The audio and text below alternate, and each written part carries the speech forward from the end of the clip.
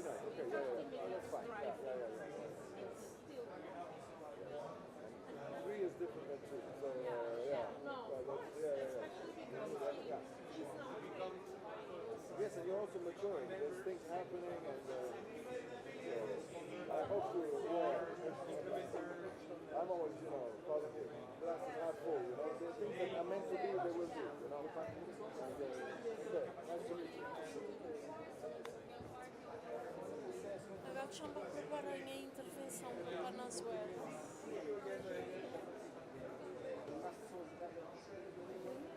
Muito bom.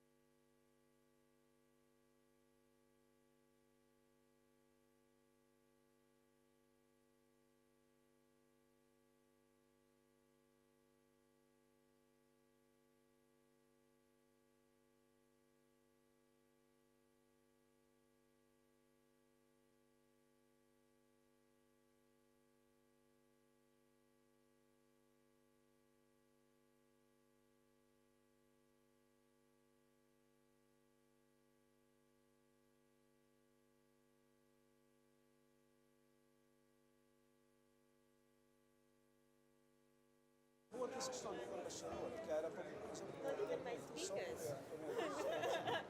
It's the most important. So now we'll go to the manual. So you will have 5 on the stage. How many speakers? No. One is with the president, so it's not coming.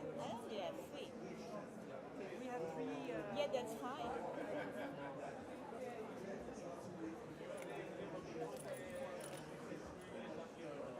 You know, on Nature Day, but I'm not.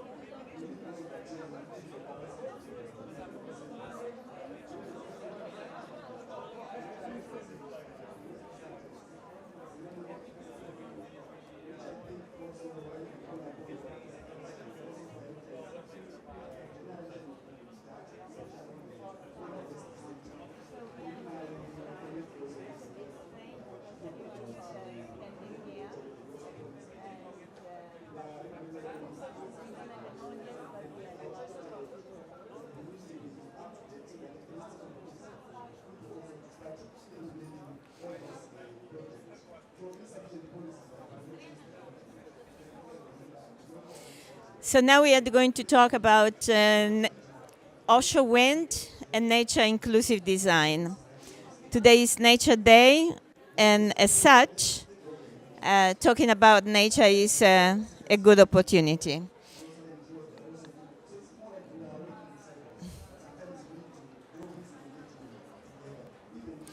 So my name is Antonella Battaglini. I'm the CEO of Renewable Grid Initiative. And I'm going to give you an overview of what we do and why we do it.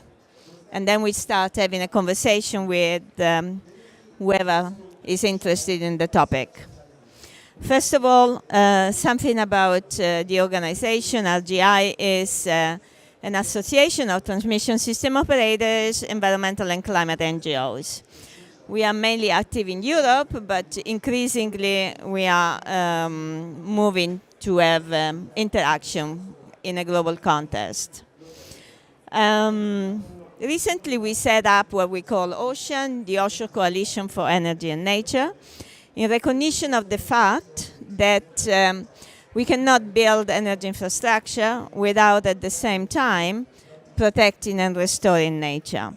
And in a matter of a couple of years, we ended up having a very large number of organizations joining this initiative.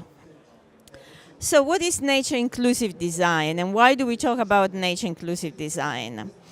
A lot of project developers have discovered that actually their energy infrastructure can be used also to serve or to provide a service to nature.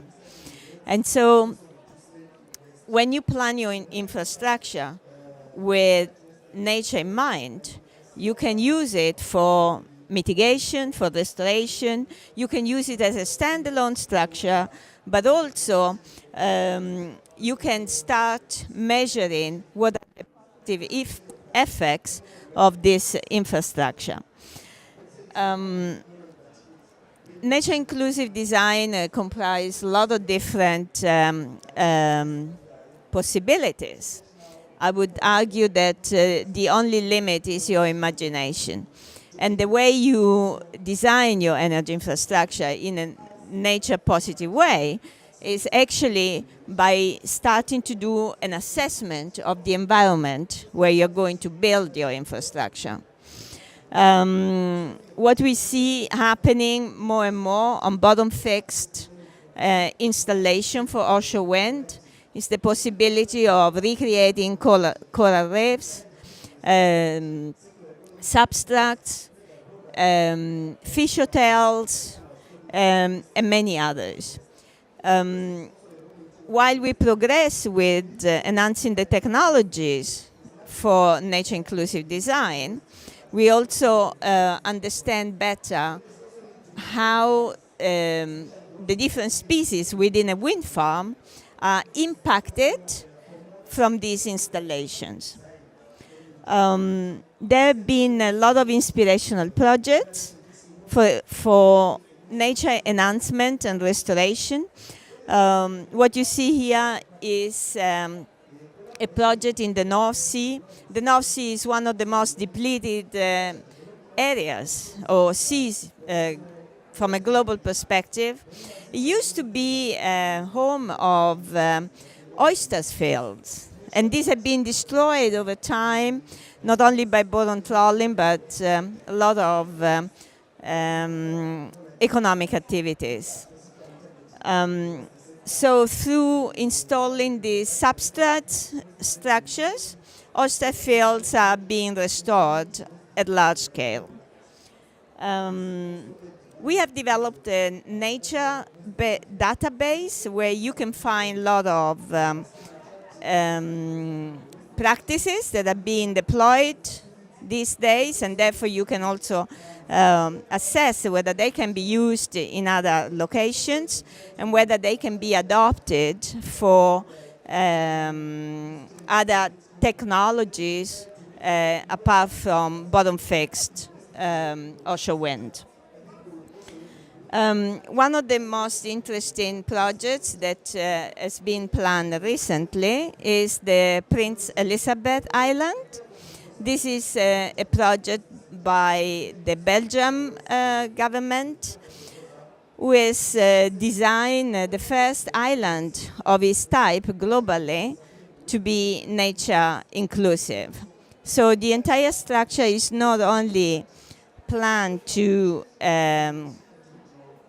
have a service for the offshore wind farms, with this is a converter station. This is a cable station island, but also it has been designed to host breeding species into this space. Of course, you cannot do nature inclusive design or nature positive activities unless you start monitoring what is your impacts and what are the benefits of this, of your activities. Baseline monitoring is one of the most important elements, and what Belgium has done is setting up a national monitoring scheme where all projects input into the monitoring program. And this is facilitating the increasing knowledge of the seas and therefore speeding up permitting and de-risking investment.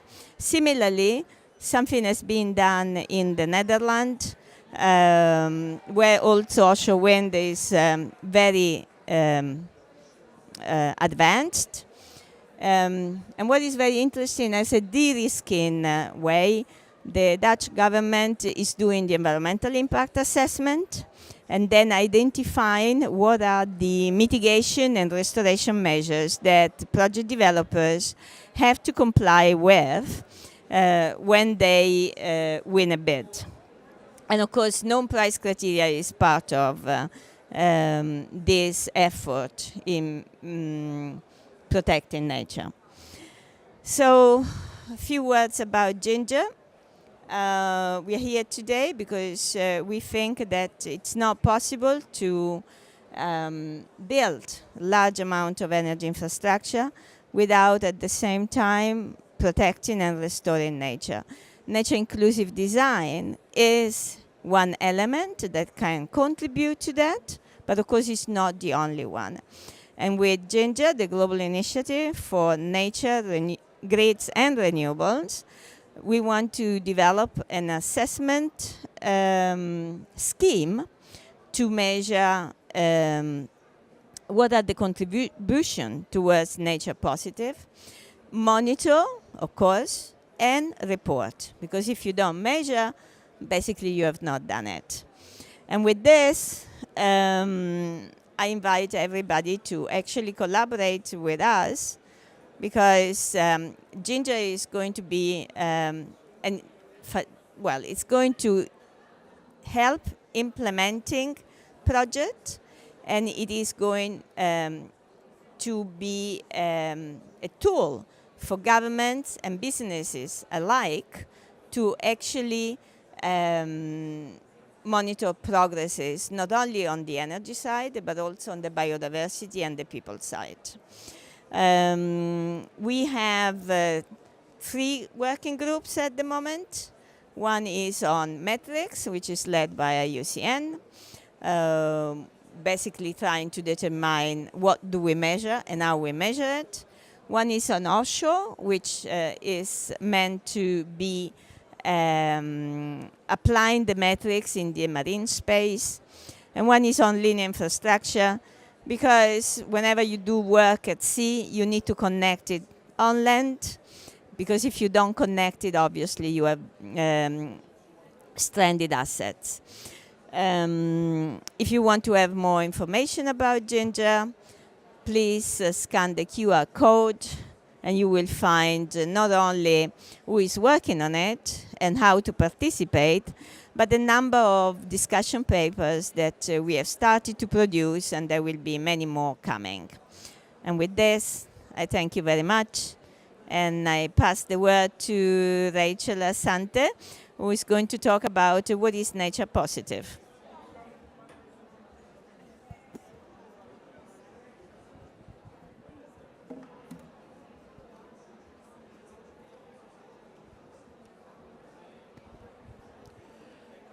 Thank you so much, Antonella. Let me start by introducing myself. My name is Rachel Asante-Wusu. I'm the Senior Program Coordinator for the Energy Transition at IUCN.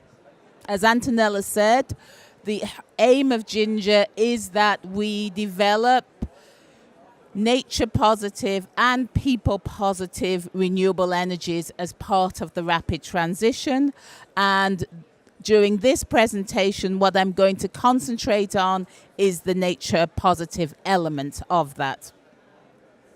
So over the past 4 or 5 years, there's been a growing consensus that the energy and the climate and biodiversity crisis are interlinked.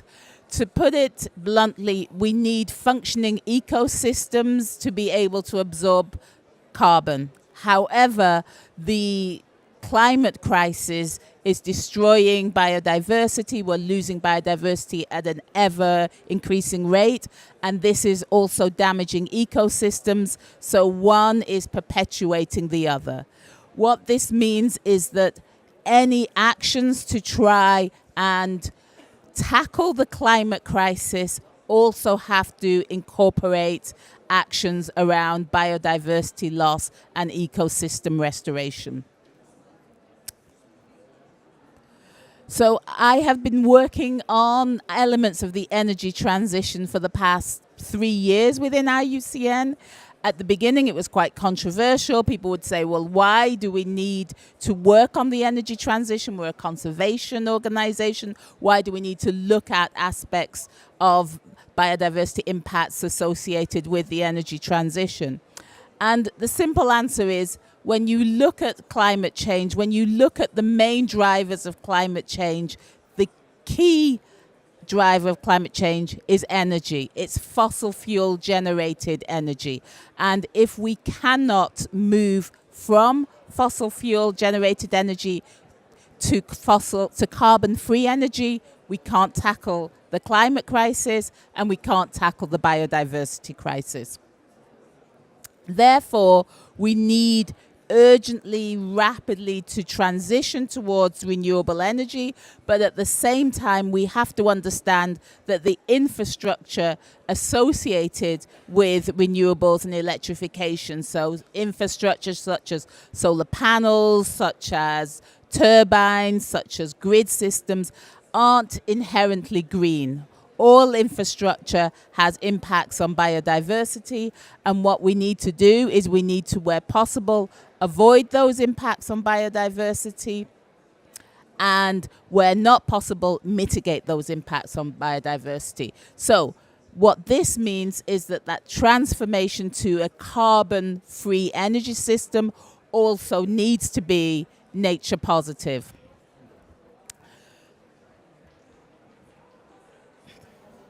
But when we talk about nature positive, what do we mean? What are we trying to get to? So in a nutshell, nature positive talks about a global societal goal to halt biodiversity and nature loss by 2030 and to increase biodiversity and nature by 2050 to the levels of 2020. It is a very ambitious goal, and it's going to need targets, and we're going to have to be able to monitor progress towards this goal. And that's why it was so crucial last year that we, as a society, as a global society, agreed the Kunming-Montreal Biodiversity Framework, because this global biodiversity framework encapsulates the targets and the goals that we will need to achieve to be able to reach nature positive. So how do we measure our progress towards nature positive? Because as we often say, if you can't measure it, it doesn't get done.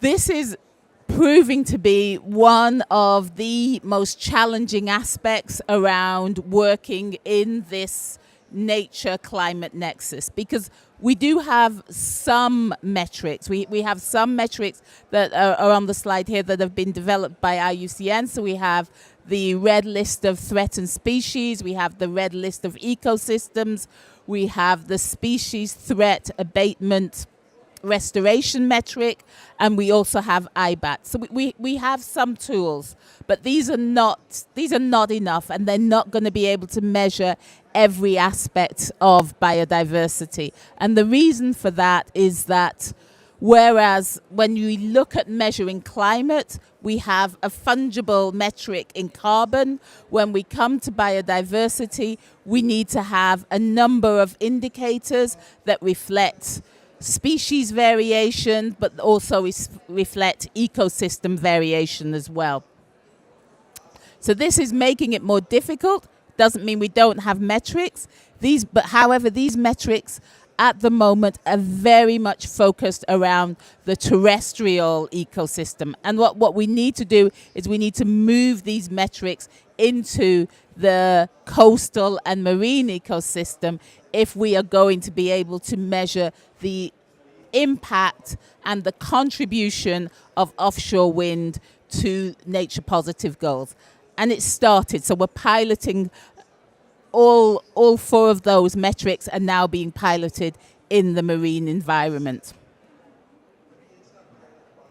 So just because we don't have the metrics doesn't mean that we can't do anything. I mean, we work with methodologies and approaches that already exist that we know contribute and halt biodiversity loss. And one of those key approaches is around having targets at operational levels around biodiversity loss. So having no net loss target, net positive targets around biodiversity loss. And this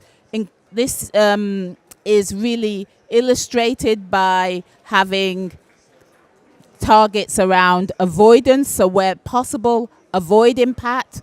Where you can't avoid impact, minimize that impact, and where you can't minimize that impact, look to restoration. And as I said, at the end of the day, all infrastructure has a residual impact, no matter how diligently you do your avoidance, your minimization, and your restoration. So you look to compensate that residual impact. That's what we call the mitigation hierarchy around no net loss and net positive. But of course, this isn't going to answer the nature positive question, because this is just going to keep us where we are. This is about stopping biodiversity loss. If we really want to answer the nature positive question, we're going to have to look at much more integrated solutions around supply chains, value chains, and also around consumption. In fact, what we're going to need is we're going to need a societal approach. And what this is going to incorporate is going to incorporate roles and responsibilities for different stakeholders. So roles and responsibilities for governments and regulators, like Antonella said in her previous presentation. So can we have governments that are doing environmental impact assessments, are looking at what sort of actions need to happen within a seascape or a landscape around restoring biodiversity? Can we look at having landscape and marine spatial planning so that we know where we can locate different infrastructure to have the minimum impact, and where we can't, what sort of actions we need to do to compensate? And then also, can we have social inclusion so that there is community engagement and community consent and agreement along the whole project stage, from planning right through to decommissioning, so that we make sure that the process is not only smoother but is also faster. There's a lot to be done. As I said, it's not an easy target, and it's going to mean everybody looking and implementing their role within the matrix of what Nature Positive is going to incorporate. So back to Ginger. We have some basic objectives around advocacy, which looks at prioritizing the renewable energy deployment. We don't want to end up in an argument where we say, look, because it's too hard to do renewables, let's stick to fossil fuels. We very much believe that the renewable energy deployment, rapid deployment, is essential, but it has to be done in a way that incorporates biodiversity measures. We reaffirm the need for electrification, and often having grid deployment is something that's left to the last minute and not really thought about, but really thinking this transformation is going to need a rapid acceleration in grid deployment. And then finally, recognizing none of this gets done without ensuring that we have healthy ecosystems and that we meet our biodiversity and climate goals in tandem. There are a number of things that Ginger aims to do around this. Antonella's already pointed to how we're implementing it, but what we intend to do is develop an assessment framework to monitor the contribution towards nature and people positive by the wind, solar and grid sectors as we move towards rapid energy deployment. We intend to promote and share practices of what's happening, best practice, so that people can learn from each other when deploying the new grids and biodiversity measures. And then finally, we intend to build a community of practitioners to share knowledge and to share what's happening with different stakeholders. So those are, in essence, our 3 strategic objectives. We've already started them with the working groups. I'd say the working groups really speak to trying to move forward on the first and the second and the third to certain elements of all those 3 objectives. But we need to do more. We need to do it faster, which is why we encourage everybody to join Ginger. As Antonella said, there's lots more information on the website. There's discussion papers coming out around why we need to do things such as spatial planning, the importance of nature positive. So we have a lot coming out over the next 6 months, and we encourage you to look at the website and to join us. Thank you. So thank you very much. Some of our speakers have fallen victim of the COP. This is happening sometimes. But I would like to do whatever I can with the little things we have. And this is maybe a mantra of the world, because the time for dealing with climate change and biodiversity loss is less and less, and we need to hurry up. So let's see what we can do. I would like to make a call for Francisco to join me on stage, Rachel also to come back on stage, and these 2 ladies that have been following me. And I'm going to use the group to test some key fundamental principles. Please, come on stage.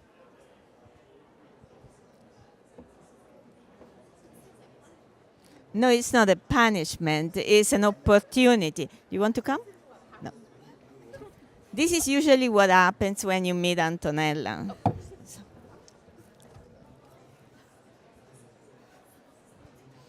So you are on streams. Everyone will watch you eventually. I put on this.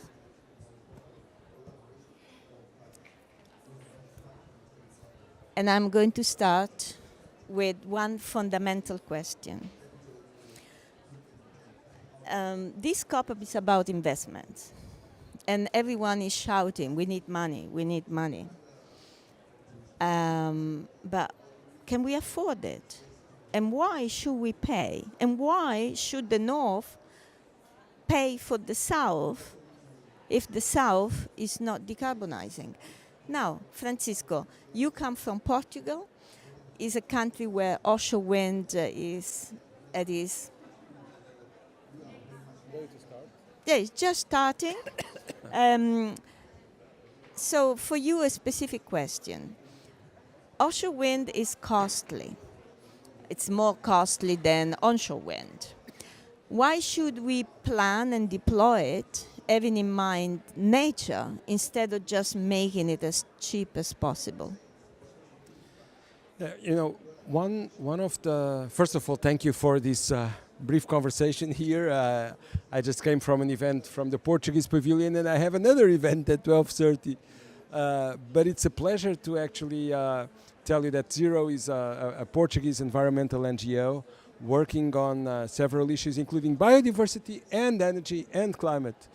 And we're members of the Renewables Grid Initiative with pleasure.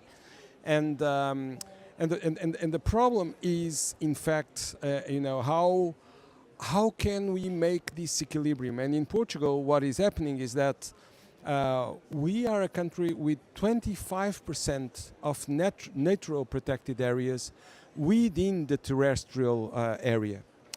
And when we look at wind and solar, we're starting to lack areas where we can actually have the installations to produce more and more renewable electricity. However, we already have, this year, we're running around 83% of our electricity coming from renewables. But 83% is not a trivial percentage. it's not at all, and we're coming almost to 100%. Our goal is to go almost to 100%. So one of the issues that we have is indeed,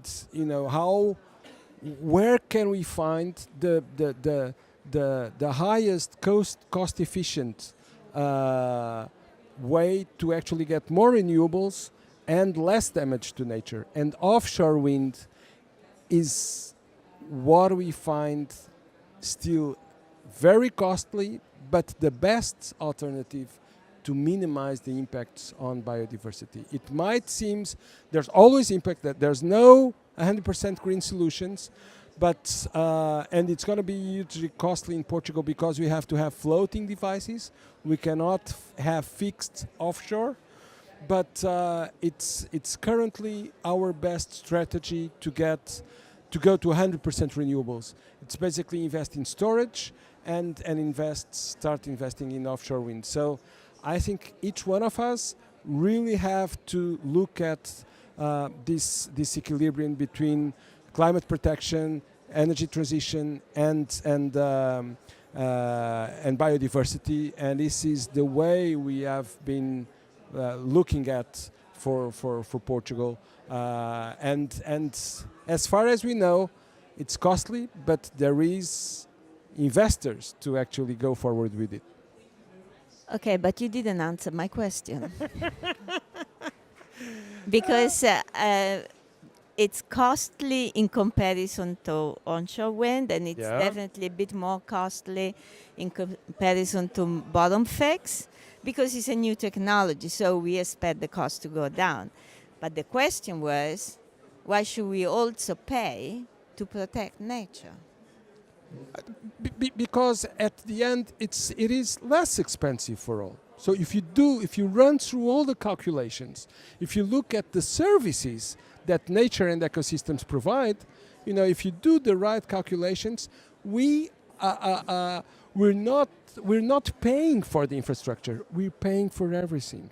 And if you do the calculations on both a short-term and a long-term perspective, looking at the services of the ecosystems that if you destroy them, you're going to have to pay later and much higher, it compensates.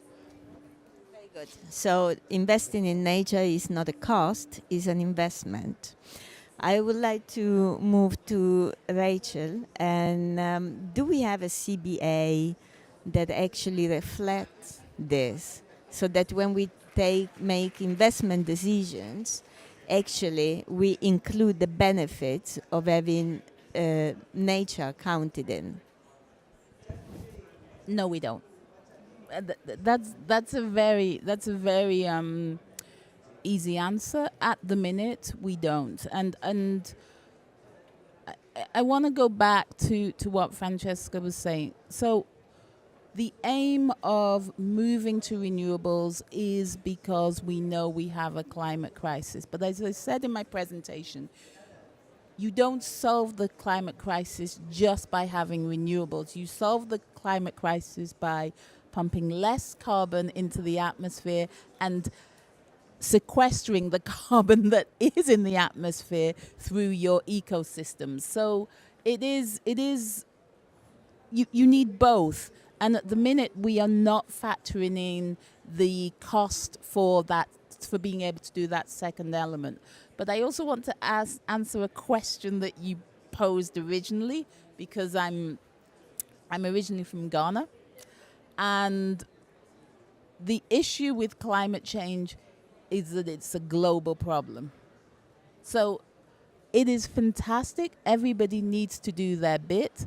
But if everybody is not decarbonizing, we're not solving the problem. And so it needs to be, we need to stop looking at, I'm doing this and you're doing that. We need to be much more conciliatory in how we look at climate, because if we're not all pushing in the same direction, we really are going nowhere.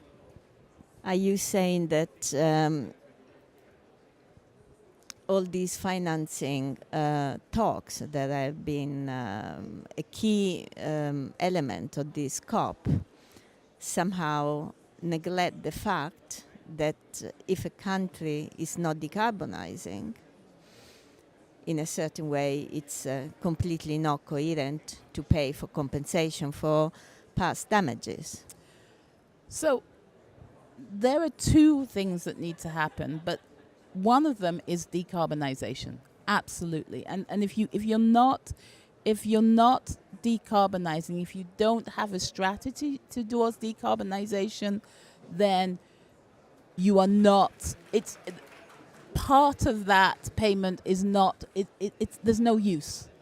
But there's another part which is around adaptation, because there are some countries that will need to adapt and will need to adapt pretty fast. And I think what I would ask for is to have a more joined up conversation, to have more conversations about why we need the money, what it's for, what are the sorts of adaptation that is needed, as well as what are the sorts of mitigation and transition technologies and projects that are needed as well. Thank you very much. Sophie, you are a master student. You have been put on the spot.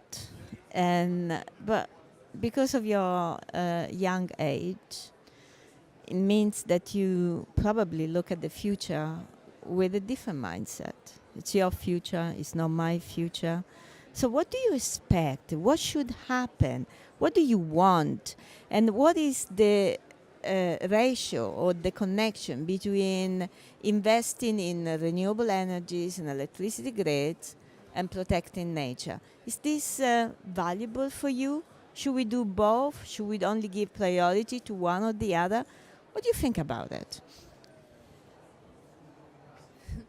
Well, I think the two are inextricably linked. I think you need to be doing both, and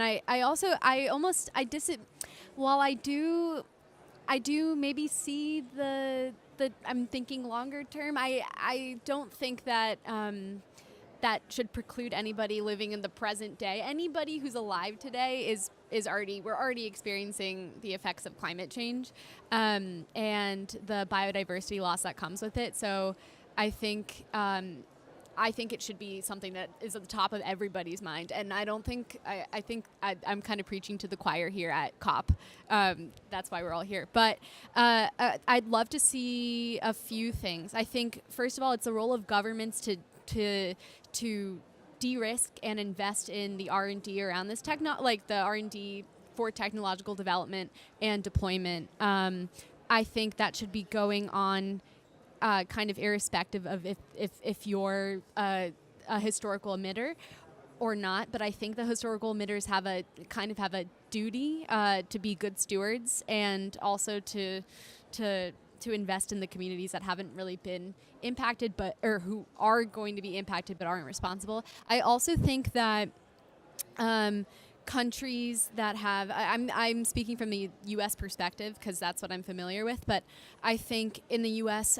We have like a really complex regulatory system around permitting and siting, and I think that's something that needs an enormous amount of reform. And I think while it should be streamlined, that doesn't mean that you cut out environmental impact assessment and biodiversity assessment. I think that needs to be happening like part and parcel with this. So those are just a few of my initial thoughts. Thanks, that's great. So not deregulating environmental laws. This is a very important message, because for many, many years, and I think still today, in many countries, project developers think that they can shortcut, they can be faster if there is not an environmental impact assessment as a requirement. But the reality is that if you don't do it, the risks of delay or legal cases are mounting. And therefore, you add uncertainty to the success of a project, and uncertainty always means money. So doing environmental impact assessment is absolutely essential. Now, our speakers from Japan, what do you think? Japan obviously shares a lot of similarities with the environment in Portugal because of very deep seas. Offshore wind floating is one technology that is very strongly looked at. Do you have some ideas about reconciling energy and nature? Thank you very much. As my experience in Japan is a twist of history. We used to develop the wind power onshore, and then people are against it because the cultural value, traditional views, and then the natural ecosystem system is violated by the many projects. Therefore, we are following the European footstep to develop the offshore wind, as the Portuguese does. And so it's a mitigation system that we are trying to develop through the offshore wind to minimize the environmental impact and the cultural impact towards the traditional value and the ecosystem on site. And so, my one thing coming up to my mind is the twist of the values among the government and the locals and the local government, because here in Japan we have some of the people really appreciate the ecosystem on land, so the bird strike, those issues are central to their mind. But on the other hand, the biodiversity loss through the climate change in our overall could be much, much bigger than bird strike issues. So I think there's a trade-off between the big issue and, I'm sorry, sorry to the birds, but probably local impact. So, and the people see the instant risk of bird strike more than the big picture. So the values, I think that the energy transition needs value transition of the people and the government and local and educators to see the big picture rather than the individual incident. And so my proposal, my question is that how we can to connect the energy transition with the value transition. Thank you very much. This is a very important topic because indeed wind turbines, either onshore or offshore, as well as electricity grids, power lines, do have an environmental impact and do pose a threat for birds. However, we have developed a lot of technologies, a lot of solutions to actually minimize this collision and electrocution. And if we plan the deployment of these minimization technologies right from the beginning, then it becomes, the impacts become meaningless in a certain way. And of course, there are compensatory measures that can be added. What you point to the fact of this culture element, I think this is what is really matters, is that we need to understand what people value and find ways to address this value in a comprehensive way, while at the same time we never forget that climate change is the biggest threat, but we cannot solve climate change without a very strong ecosystem. Now, I would like to go back to Francisco and ask you, can I actually just make a 20 seconds comments to say that in some cases we really cannot go ahead with the location of certain renewable installations where nature conservation, where the values in cause are just critical. But in many cases, I fully agree with you. We do have, for instance, technology in Portugal where we have radar, and it stops. It's compulsory for the wind power to stop when they see migrating birds coming from a long distance. So we have equilibrium. We just need to make the right decisions for each case. So exactly, this is what I wanted to ask you. Of course, we do have technologies, but how do we win the hearts and the minds of the people? Because it seems to me that today the conservation community is not yet really ready to look at the big picture, to understand and commit to make compromises, because this is what we are talking about, making compromises. Yep. Before I leave, because I have another meeting at 12:30, to tell you that let's work together. That's what we're doing in Portugal. We have WWF Portugal, we have Zero, which I represent, we have the Nature Protection Association of Portugal. We have all together with the promoters, with the grid developers, and basically with the government, with the National Laboratory for Energy. We're working in solutions to develop strategic environmental assessments to actually discuss before we implement. And if we involve the stakeholders in an early stage, you actually communicate to the people that, look, it's possible, we already have examples here, look, over those places we said no, but over these places it's viable. So people actually see that, oh, they know what they're doing. They have the scientific information. They give us the best solutions. And if you have the credibility, if you have the data, if you have the transparency, if you have the participation, you can find the right solutions. It's not easy.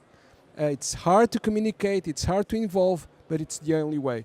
If you go through and go ahead, and then you have the opposition, you have people against both nature conservation values, particularly the promoters, and you have people against renewables, such as the population. So you really need that equilibrium. Very good. So I know you need to rush to your next meeting, but the point is that it's not easy, but it is possible. Thank you very much.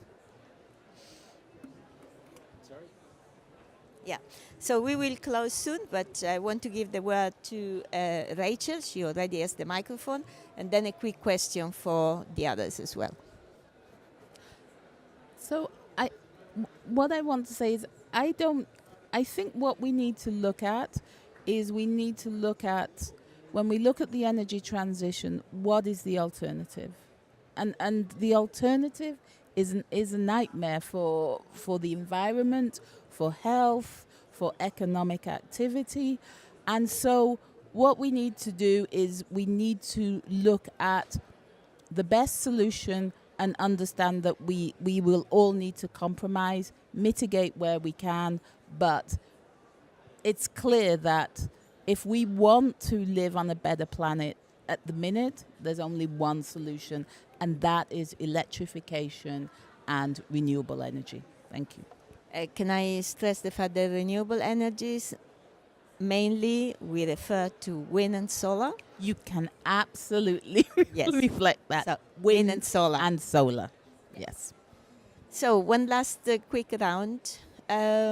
What are your biggest hope to go home after the COP, and just reflect not only about the decarbonisation but also the protection of biodiversity globally? And are we going to make it? Do we have time? I don't think we have an option but to make it work one way or another. We see with our global response to COVID-19. We bungled it a few times, but I think we got it in the end. And I think there's something to be said for coming together for a common issue. We've done this before, also with the ozone. We can do this, but we just need to actually kind of get ourselves together and commit to it.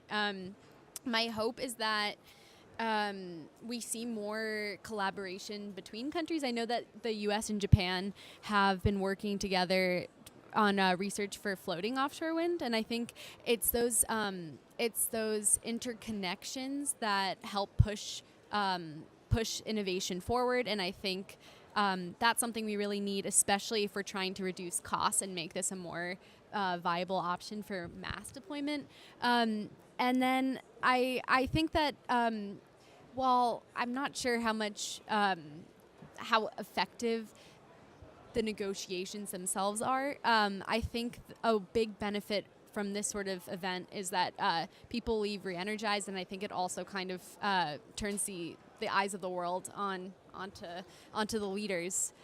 So I think, I don't know, I'm hopeful personally that that change will continue, and momentum has already pushed us in the direction of change, even if there are some backwards steps in policy, especially in a few countries.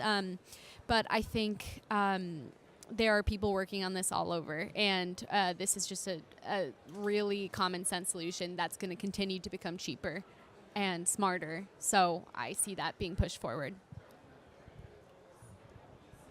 Okay, very similar situation that America is perhaps the walking back towards and hard on the making the bridge available, the materialized. But we cannot wait for the government to do it because of the capacity and the culture of the national government of not committing towards the renewable energy substantially. Therefore, we are hopeful. I mean, I'm working with the student and research community to work and develop the renewable energy at ground. I'm working on the geothermal development in Japan, and the people are massively supporting geothermal development. So I'm happy that the local people are pushing forward. Probably they are working ahead of the national progress. Therefore, really want to unleash the move and energy of the community to work, to materialize the commitment that the government should make. Yeah.